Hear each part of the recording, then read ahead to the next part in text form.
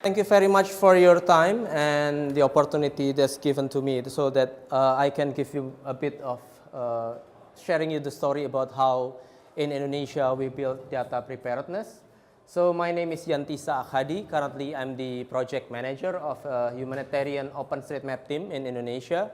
I already become the project manager start in 2013 up until now, and there are lots of journey that happens in Indonesia because in Indonesia itself, I will tell you a bit more about it soon.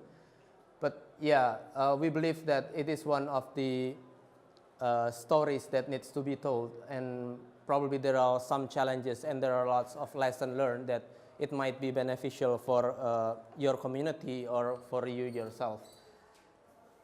So the background context is where is Indonesia. So yeah, I just put it from Wikipedia just in case, because sometimes people also think that Bali is like the capital of Indonesia, although Bali is actually one of the province that's one tiny island here. So here is Indonesia. They say that Indonesia is supermarket for disaster because you have all kind of disaster except typhoon and avalanche. Because yeah, we have one snowy area, but that's here and that's near the one largest mining operation there. But yeah, so we don't have lots of avalanche occurrence. We're a bit lucky because we're right at the equatorial, while a bit north you get Philippines where there are lots of typhoon every year, and Haiyan was one of the biggest like a couple of years ago. So what happened in 2011? In 2011, the province, district, cities started to develop disaster management agency. It is compulsory by the law because initially not up until 2004 or 5 that the law is start to be legalized, that it is compulsory for all the province, district, and city, they need to have their disaster management agency. Previously, it was ad hoc. So even when the one big tsunami, 2004, one of the biggest tsunami in the past decades happens in Aceh near the Indonesia, it also affected Thailand and then affected other country, Maldives, and so there are different countries affected by that occurrence. We don't have the disaster management agency. It was done by ad hoc body. So the government rapidly formed a body, but they believe it's not sustainable. We need something that is more sustainable, that we can preserve the knowledge, the people, and we can reduce risk rather than just a response during disaster. And it's lack of spatial data. The option is either buy or collect, and this is one of the profitable business model by the map consultant, like mapping companies, because they will provide you with a map, and sometimes they only give you the final product. They didn't give you the raw data. Okay, this is the PDF, and that's it. So you only pay this amount of money just to get the PDF. If you want the raw data, then you need to pay more. There is one case in the local district in Garut in West Java that when we try to look for data for roads, and they give us like AutoCAD files, and that's it, without coordinates. So how we're going to do with this data? It's good, but, and the government only say that that's the only data that we have based on the last year project, based on the last year grant, or the last year budget, and that's it. And then it's a very minimum buildings in OSM. It's still in the, let's say about thousands of buildings all over Indonesia. But then this is what we did. It starts with the question. The question is asked by the Australian government and also with Kate Chapman at that time. Kate Chapman is the executive director of humanitarian Openstreetmap team before Tyler. So why we have this kind of question, why we want to map the exposure, is because at the same time, Indonesia and Australia developing Insafe. So Insafe is basically a software. I will give you a bit of Insafe demo after my presentation so that you can see how it works better. Basically, it takes input of hazard, that is tsunami, volcano eruption, earthquake, and floods. And there is also a generic impact function. So you can use it for any kind of disaster if you have a good model. And then combine that with the exposure data. It can be like population, where people live, and then where are the roads and where are the buildings. Combine these two data, and then we will Insafe will process it using impact function, and it will give you the result of maps. Where are the population that is affected for floods, for example, and where are the roads affected? Where are the evacuation routes, and where are the possible IDP camps? And then it also provides you with reports like how many minimum needs required for that floods, for example, like how many water, how many food, how many logistic will be required, and also like the possible of actions that people needs to do during disaster.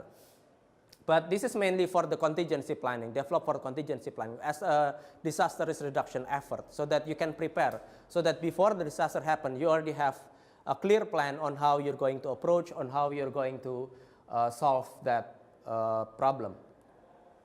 So in 5 years, we start the project in 2011. Initially, this is Kate with old hairdo at that time. Now it's different, if you have met Kate before. And she came to Indonesia and met with the University of Indonesia. And then we have initial TOT, training of trainers. So we try to recruit trainers. And eventually we got 8 trainers, 7 from University of Indonesia and 1 from Gajah Mada University. And then in the past 5 years, we have done 117 trainings in 17 provinces, and it's involved more than 2,800 participants. This is what we record. There is also some of participants or some training that we did not record. And from very minimum, from only 1,000 of buildings all over Indonesia, we managed to grow that into 4.2 million buildings in about 5 years. This is the growth of the data. There's a bit of jump here, because this is when we try to experiment. There is a request from the National Disaster Management Agency that we need a data for several districts in a short amount of time, what you can do. It's impossible for the Disaster Management Agency to collect the data themselves. So we employ 6 people of mapper. They are professional mapper. So they're the one who like map that area in less than a month. So one district might finish in about 2 or 3 weeks. We even have one champion that is our queen of mappers, that she can map 10,000 buildings in a day. She's really, really good. So that's why we kind of make her like, oh, you're the queen of mapper, and we need to bow, and yeah. And she did it really great. I mean, the result is really neat, and it's squared, and it's really something professional. And we also maintain the social media, because Indonesia is one of top 10 Twitter and Facebook user all over the world. So we believe the importance of managing the social media for different kind of purposes. Like in the website, we provide the how-tos and guide. We provide the training material that people can download and people can use, people can adapt. It is in public domain, meaning that you can play around with it without having to worry about the license or anything. And yeah, you can even make it as a book, and people pay for that, and that we are completely fine. And currently it's around 3,700 views per month. And in our Facebook group, initially in first year, it's hard to get even 100 people to join our Facebook group, but now we have 3,470. And this is mainly for QA. People usually ask questions in Facebook. They are more convenient doing that rather than mailing lists. Our mailing list, the OSM ID talk, the frequency is like 2 emails per year. So I think people start leaving that channel, and people are more interested to joining into Facebook for more interactive Q&A. But unfortunately, we still have challenges. Even we have 3,400 members all over Indonesia. But when we try to have a meetup, like monthly meetup, the visitor goes to, like our first big meetup is 4 person coming up. The second month, we have 6 people. Okay, that's 50% increase. And then we have 8 people, we have 10 people, and then we decide probably meetup not a good way of maintaining the communication. So we still doing the meetup, although in less regular frequency. And then we also maintain other social media, such as Twitter. This is more for outreach, like retweets and also getting more up-to-date information. In YouTube, this is also interesting because we experiment it a bit, because sometimes people also have more interest in learning something through video that is much more visual. And now, up until now, we have 26 video, 451 subscriber, and 49,000 view. So now we're kind of a YouTube artist as well. And what is interesting here, that the highest view is when we teach them on how to use GPS, meaning that something that's so basic sometimes that it's already like, why people need that? I mean, it's already easy, and some people might think we don't need tutorial, but for people that's not coming from background, geographic background, something that's so basic like how to use GPS is, the view is quite high, as well as the tutorial, the basic tutorial on how to use QGIS. So that kind of tutorial, that's kind of basic, that's what people really like to see. And then we also adapt the training material, and this is based on the Learn OSM website, learnosm.org, and then we adapt that into local context, into local needs, into the language of local Indonesian people, and that's mainly data collection using Openstreetmap. So like for this training, we separate into 3 days of training using this training material. On the first day, we introduce people how to use OSM, how to make an account, and then how to use ID editor, something that's very basic. And we also teach them on how to use the data in OSM, like how to make a snapshot using OpenStreetMap website, and then how to make basic utilization, like how to create a routes between points. And on the second day, people learn directly in the field, like they learn how to map in OSM using GPS, using field papers, using Android apps, and also using pen and paper. That is something that's really basic. And then on the third day, on this training, they are learn on how to put the data into OSM, and then how to put the data into the platform, how they can upload the data and see it there. Sometimes it really excites people when they, oh, now I have my house in the map, while previously he need to continuously refresh Google Maps. Where is my house? Where is my house? Sometimes this is like a focus of bullying, that if your house is not in Google, then you're living in a very rural and very remote area. And we also have project with the Wikimedia Association in Indonesia that is for the open data in Kalimantan. So we even create icons because we try to attract more youth on how to map their own area, because Kalimantan is one of the less mapped area, and the disaster is not as high as other areas. So then the interest of disaster management agency is more onto other area. I will give you more video about it a bit later. And in Indonesia, there are several tools that have been developed from 2011. So Tasking Manager is initially developed in Indonesia. This is to map Padang. And Insafe also started in Indonesia. And the Geodata Collect is basically an app for surveying. It simply combining two applications, that is ODK Collect or Kobo Collect if you have heard. It's basically like a ODK kit and the ODK Collect and the Open Data Kit Collect. And we combine that with OSM Tracker, so that while you're surveying, you also record the GPS track. So it's like two tools in one app. Now I'll give you video so that you won't get bored, and sometimes this start a really interesting conversation.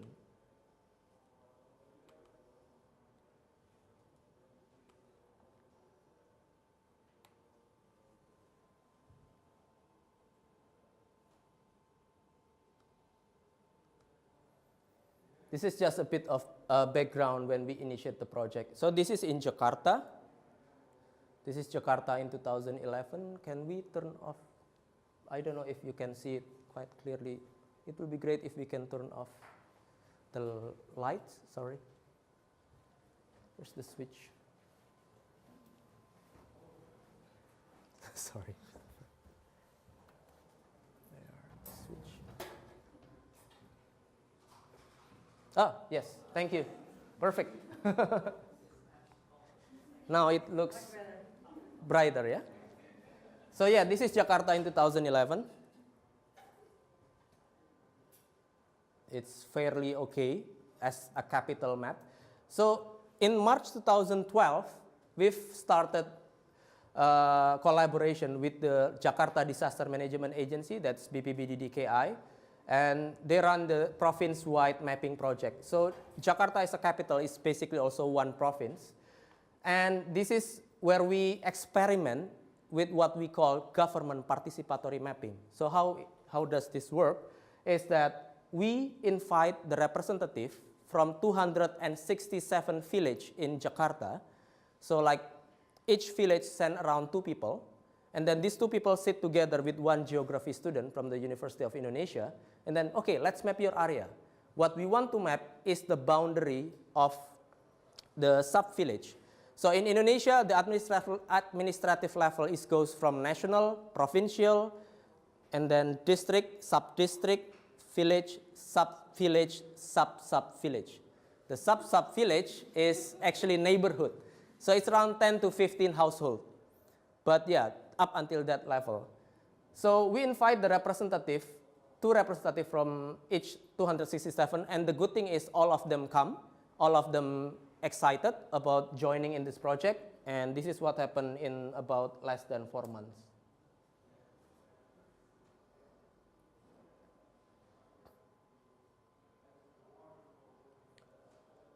We also do a couple of updates in 2013. So in 2013, we update the sub-village boundary because in Jakarta, there are, if I'm not mistaken, there are already like more than 100 malls all over them. And there is a case in 2013 that one sub-village is gone, changing into one shopping mall, big shopping mall. So it replaced like around 100 or 200 households. They are all migrated with big lump of money and okay, you can move now. We want to use this as a new shopping mall.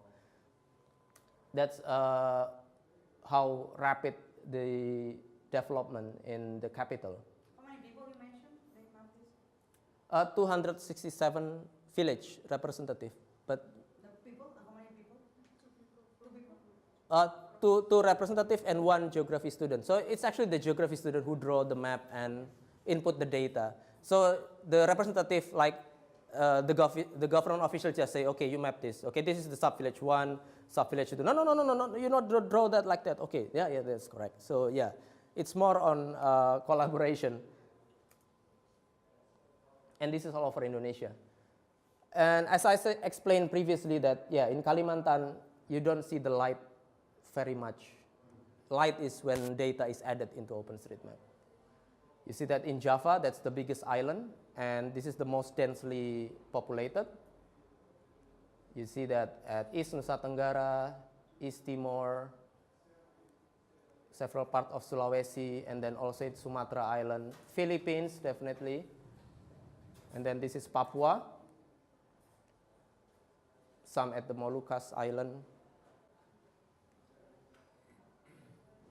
And this is also our success story. This is in Sumbawa. This is the first complete villages map in Indonesia, down to every household and down to every path in the rice field. So they really, like the community is really excited knowing that their village can be accessed online. So excited that they even put their own names into the building. This is the house of Mr. Bambang, the house of Miss Endang, the house of a single guy. We even found that kind of information that we need to delete. So we want help with the personal advertisement. And then this is the Padang, and this is the case of Padang. So in Padang is actually one of the initial test of using the tasking manager that now already growing really well and really nice. So in Padang, we start with the competition between university students. So the winner of this competition will be flown to the US, and they will joining the State of the Map or FOS4G, I forgot which one at that time.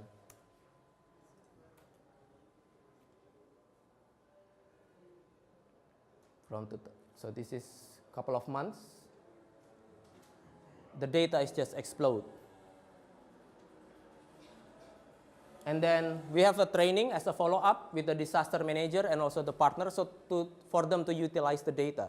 And they're really excited of having that because they keep on trying on getting the whole complete city data. But often the challenges is like it's a very big cost. It will take very long time. So by the time you're finished, even the data is already changes and changes. But for us, for our team, we're not using this kind of competition very often later in the future. Why? Because the winner of the competition, after he win the competition, he got back to Indonesia. I think I'll start at insurance company. So yeah, he's not mapping anymore. In terms of sustainability, most of the student only wants to go to the US, to the US, to the US, and that's it. Once they win or they didn't get the prize, well, okay, I stop mapping. I'll do another thing that might be more important to my future or something else. So that's what we did not focus anymore. It's good for collecting data in a short amount of time, but in terms of sustainability, then yeah, we got a bit of issue on that. So in under 3 years is 1.3, and now the status for buildings in Indonesia is 4.2 million.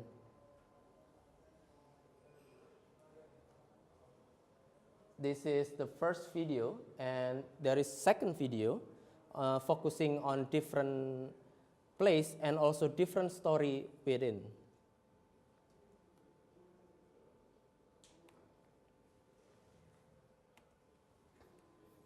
It's the same beginning, just fast forward on the first minute. Oh, wait, bit too fast. So what's the story with Makassar? This is also another interesting story about the use of social media. So at that time, Kate Chapman is being nagged by one of the lecturers through Facebook. He keeps on sending message to Kate and saying, Kate, please give me training, I want training. So there's a lecturer in one of the university in Makassar that he said that he wants a training on Openstreetmap. And he wants Kate to visit him and give him training and a couple of his students, because if he and several of his students needs to fly out to Jakarta, then that will be expensive. But if Kate alone come to Makassar, then that will help. Although then we get opportunities that we need to train disaster manager in Makassar at that time. But then we add additional day so that we can train the lecturer and also several of the students. And this is what happened. Workshop at Hasanuddin University, and it explode. The data is literally kind of explode in Makassar. So how this thing can happen is interesting, because the lecturer not only find a way to make a creative assignment, the lecturer also find a business model. So there are two things. The first one is the creative assignment.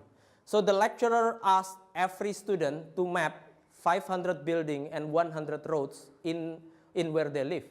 So wherever you live, you need to map at least 500 buildings and 100 roads. If not, you're not passing my course. So yeah, he has that power, almost godly power that, okay, yes, yes, we will follow that. And then the student did map. And this is also a way for the lecturer to mark the assignment. If you map it really well, I'll give you an A. You're doing a great job, thank you. If you just map it, kind of okay, some of the road is not really aligned, or well, it's bits of misaligned, then okay, I'll give you B. If you map just rampantly, not really doing well, probably if not C or D, or you need to redo your assignment. And goes into second part, how the lecturer also make it kind of a business model. So when there's a businessman in Makassar, hey, I need the most updated maps of Makassar. Where can I find one? I have that, and the lecturer said that, and he said that, but you need to pay. So he made it of kind of business model to sell, not necessarily sell the data, because this is open data, but it's more on selling the service, on how to provide you the data in the format that you want. Because as a client, I want shapefile of the newest shapefile of the map in Makassar city. And then, okay, I can give you that. The price is this. And So he sells that, and he even goes further by having ideas that on the next iteration for the mapping, because he's always having the new student every year. So he'll give different tasks. He can give the same task to update the existing maps in Makassar, but then he can also make a thematic assignment. I want you to map all the mini marts in the city. Later, he can sell the data for the new businessman that wants to open up a new branch of mini mart, or he can sell the data to the government if he wants to know where's the local and small business mini mart, for example. And then he also, it is also quite common in Indonesia for a lecturer to involve some of the students in a project, paid project, so that they can get paid and they get the skill, they can get some amount of money as well, rather than doing it without clear purpose. Because like in Indonesia, there are several assignments that once it's marked, once it's get A, B, or C, and then the paper just thrown away. It's not really being used. I mean, with Openstreetmap, you're not wasting that effort, because next year, the junior will make more improvement for the data itself. This is also the main reason of, one of the main reasons of why we do the university roadshow. So we replicate the Makassar model in 15 other universities all over Indonesia. This is what we did in Bengawan Solo River. This is actually to map the vulnerability and the exposure around the Bengawan Solo River.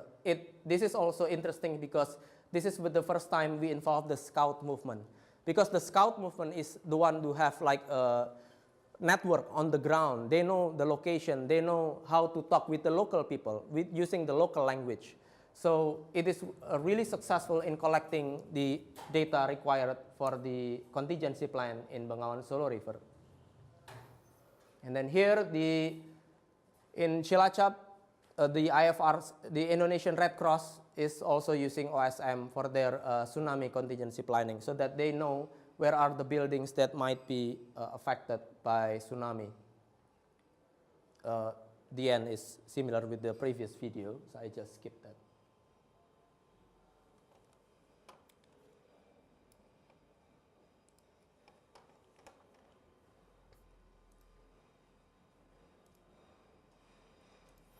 So this is a couple of results from the Jakarta mapping, is that this is the map.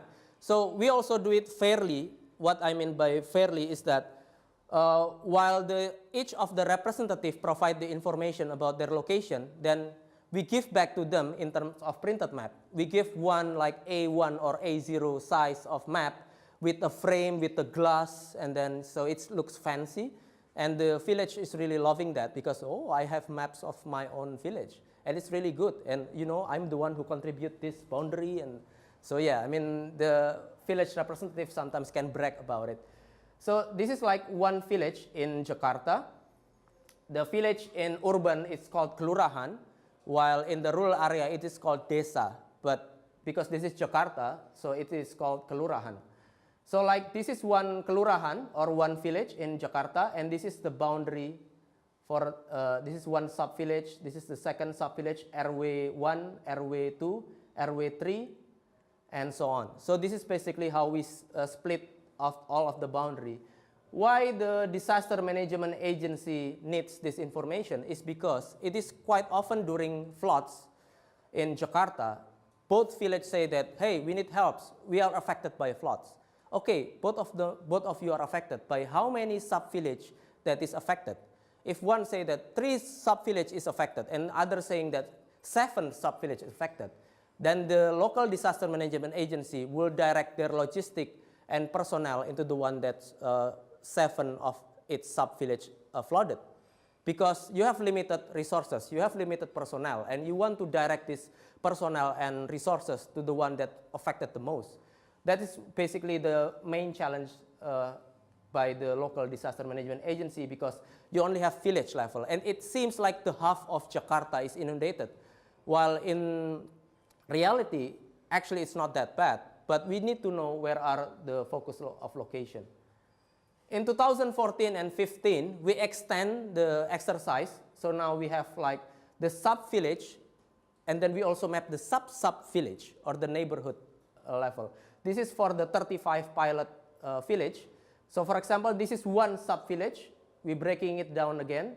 This is the boundary of each sub-village or neighborhood level. And this is the area where previously there are history of floods.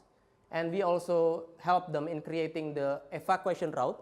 We already help them in drawing it because they already know where to run if the case of floods. Because, well, yeah, we get floods every year, so we know what to do. But we want to put it into the paper, and then at this exercise, we also give them back in terms of printed large frame with glass, and they can put it in each of the sub-village office. So that if there's a new people coming in, they know where are the evacuation routes and where are the IDP camp. This is to IDP camp. The first one looks like it's in the flooded area, but actually it is depend of the scale of the floods. If it's only half meter, I still will be in home. I won't go move to IDP camp, but others might, I will go to IDP camp. But if it's already more than 1 meter, they might move to neighboring IDP camp because it's already escalated into higher depth. And this is our upcoming project next year. We are funded by the PDC and USAID to have the city-wide mapping in Surabaya and Jakarta. And potentially next year we will replicate that in Bandung and Semarang because like in Indonesia, there are lots of urban prone area, not to mention about the urban slums that needs to be identified.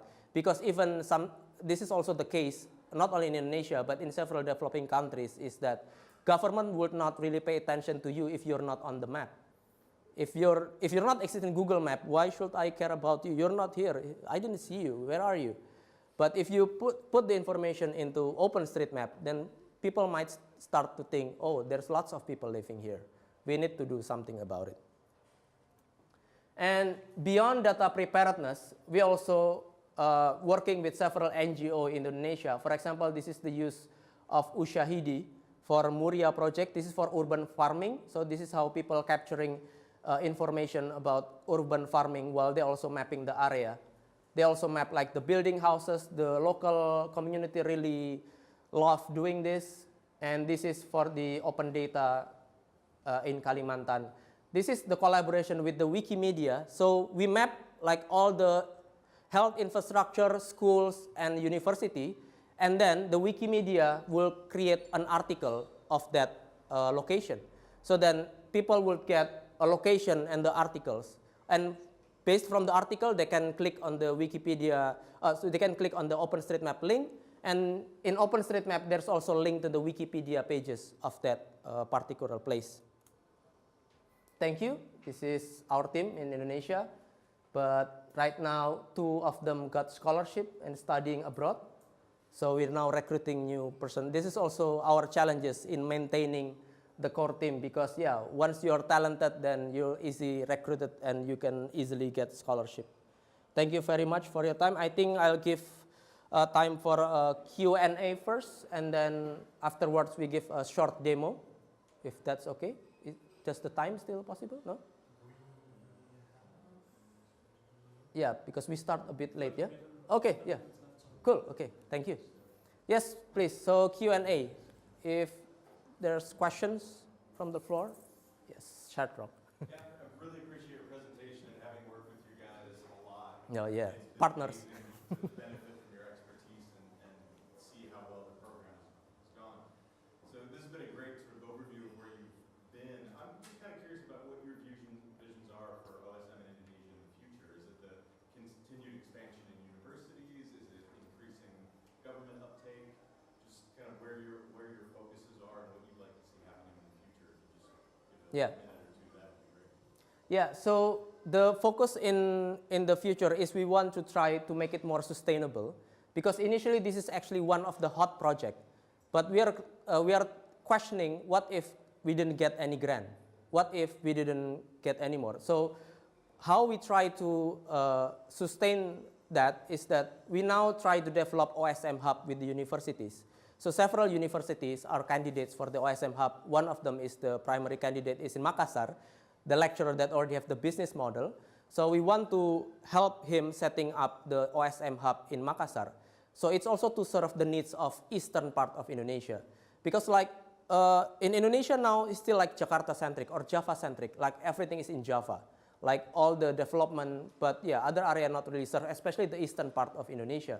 So we try to set up an OSM hub in university, and then we provide them with training material, access to the international tools and international outreach, so that people know if they want to start the project, they can start directly with the university rather than hot. Because in terms of sustainability, we want more and more like something like hot in different part of Indonesia. So we believe that answer is in the universities. Is there any more questions? Yes. A quick calculation shows you mapped about 10% of the country in terms of number of people. How long will it take, you think, for the other 90%? That depends. That's why we really want to make a partnership with the university, because university is the one that can make it sustainable, especially when there is already a lecturer that already buy the idea about, wow, this is a good tool to train students on how to make, get their surveying skill. So they like repeat that each year and year, they keep on doing that. But surely the university also have challenges in like tapping the resources of the international, like what's the new tool, what if there's a new progress, how they can accommodate and how they can put it into their curriculum. So we're now like more on sharing our curriculum, sharing our training material, so that each of university can develop according to their own needs. Like one university that we're working with is they're trying to create a new breed of entrepreneurship, like entrepreneur that making apps using geolocation, using geo apps. So that's how we plan to reach the other 90%. Because yeah, like the whole Indonesian data. Yeah, I like how you mentioned that, because like even with the 4 million buildings, all data in Indonesia is only like 250 megabytes, while Japan have 900 megabytes, or sorry, 1 point something gigabytes. That's Japan. In looking at the size of the country, I mean, Japan is here, and then it's already like 1 gigabyte, and we are only like quarter of it. So we need lots of building to catch up. And from what I remember, I think it was in Indonesia when we were researching that there is like a city with like 3 million people that is still kind of only some small roads left. So there are definitely a lot of places that Yeah. need to be improved. That's like in the capital, like there are more than 10 million people living there, but the building probably still a couple hundred or thousand of tens of thousand, but it's still much less than the population itself. So that's what we're trying to do with the project in Surabaya. Wait. So like in Surabaya with this project, we're trying to have a mapathon before we deploy a surveyor. So like in Surabaya, we will deploy 18 surveyor. But before that, we will have a mapathon with local university to map the whole city first. Map all the building, map all the roads, and then later the surveyor will add information like which are the lifeline infrastructure, because this project is focusing on lifeline infrastructure. Hospital, clinics, schools, religious facility, sport facility, government building that potential to be used as IDP camp. But the 18 surveyor will focus on collecting these categories. They would not like mapping the building one by one. That will be handed over to the mapathon with the local universities. Thank you.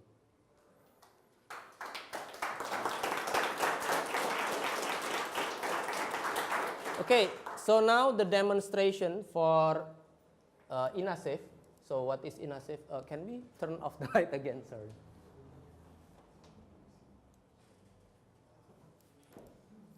So Insafe is basically a QGIS plugin.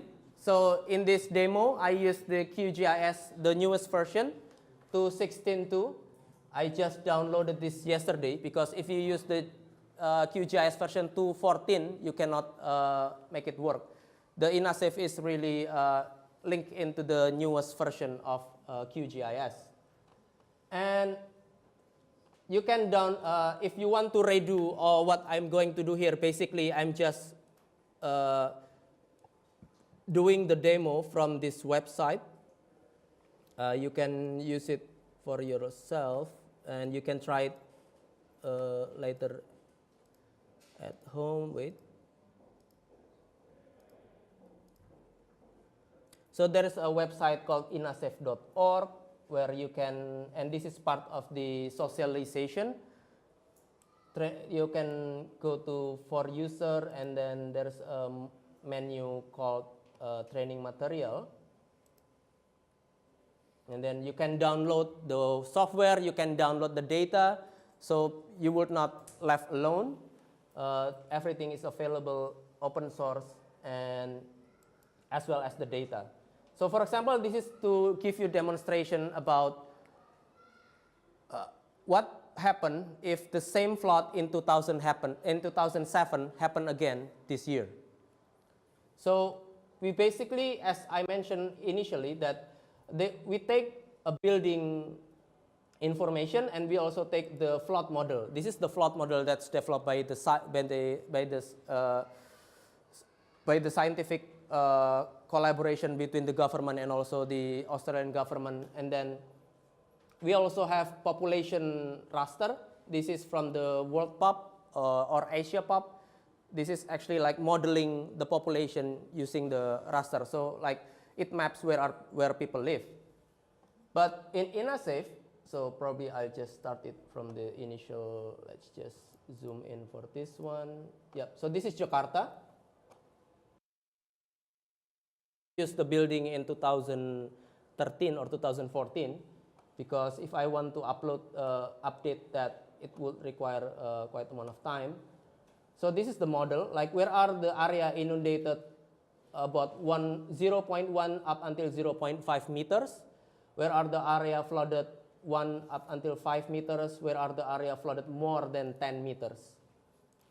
And then we open the Insafe, so you can install it from the plugin. You search for Insafe, and then afterwards you can click on the icon, and you can have a question like, what, in the event of a flood similar to 2007 Jakarta event, how many, let's start with the building first. How many buildings might be flooded? And there are also options if you want to experiment a bit, like what is your definition of flood? Whether 1 meter, 1.5 meter, 1.2, 0.8, because different organization or different community might have different definition. And then you can change this value. So I will let the default value, that is 1 meter. And then I want to know where are the buildings that might be flooded using this model. And we just run that. We just run the analysis. So it's basically just a drop-down menu of choosing what are the questions that we like to ask. We press the run, wait for a while. Just for information, this is Core i5 with 8 gigabytes. So this is how long it took. So if you're using faster processor or slower processor, you know what to expect. How many buildings are here? Like 200,000, 300,000? I'm afraid I don't know. Sorry. But I think you'll have the information once we run this analysis. You'll have the statistic afterwards. Wait, it's not that long. I already tried to run it. It's just 1 or 2 minutes.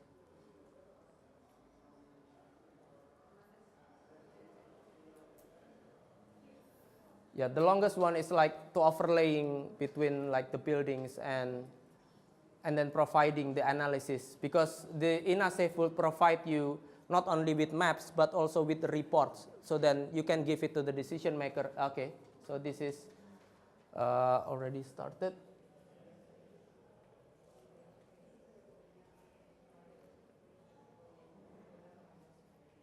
This flood model that's in there, can it be generated within Insafe itself? No. Do you need special software for that? It is a different process based on different kind of hazard. Like for the flood model, it is also based from the imagery, also based from the ground truth survey questionnaire about. So they're comparing different sources of data, and then they create the flood model. But would that process be possible in QGIS with other plugins or I don't know. Yeah, we haven't tried up until that. Okay, so this is the result. But I mean, it's possible to do, but I don't. That's not an area that we're focused on. So like now, the Insafe will produce like how many buildings will be flooded. Here, 7,087. How many is wet? Wet is between 0 to 1 meter, yeah? So it's not flooded because we define flooded as 1 meter. So anything below that, but not 0, mean it's wet. And how many is dry? Dry means that it's not flooded at all. So in total, there are 86,000 buildings, and 7,000 of it is flooded. And we also got the breakdown statistic, like from the types of the building.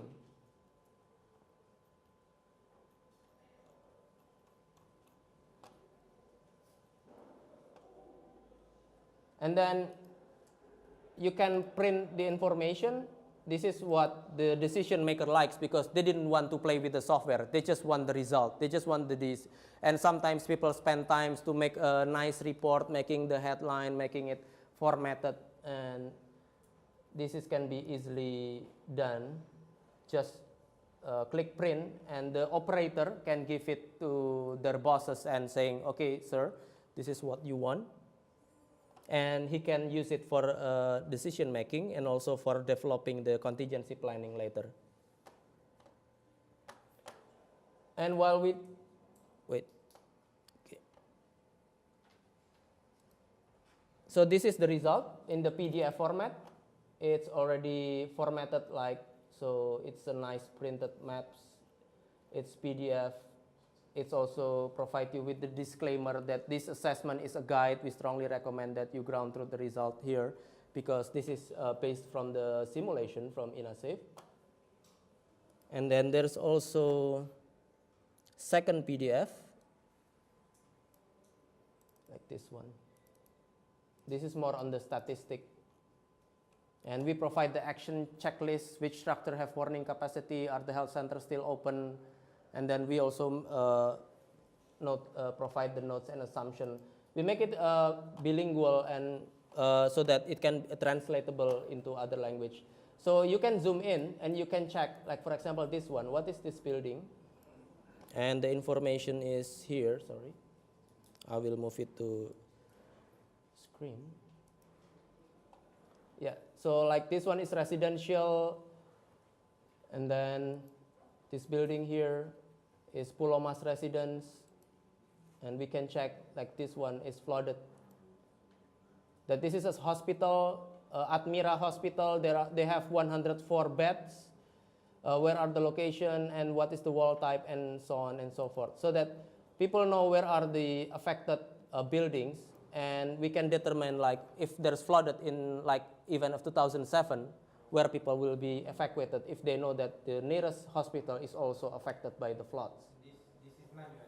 You have to check yourself. It doesn't output this information directly. Like there are 3 affected hospitals. Yeah, actually there is. I don't know why on this when we run this one, it only provides other and total. It should be giving you breakdowns. I guess because there are different we are using Insafe 3.5.2.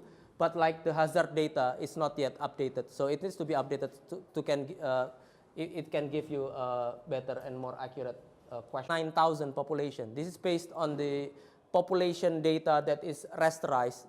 We got it from the World Pop. And then how many unaffected population and where they live, and like 1 pixel here is showing you how many people living in that area. Wait, I just turned off the building so it would not make you confused. Like for example, this one. Wait. The population is the green one.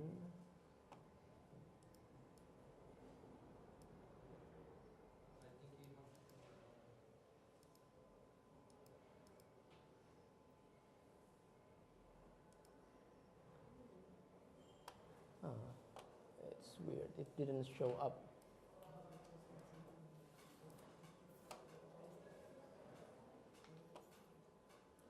It should be like giving you like information about where are the, yeah, like this one. This is like 60 people living in this area.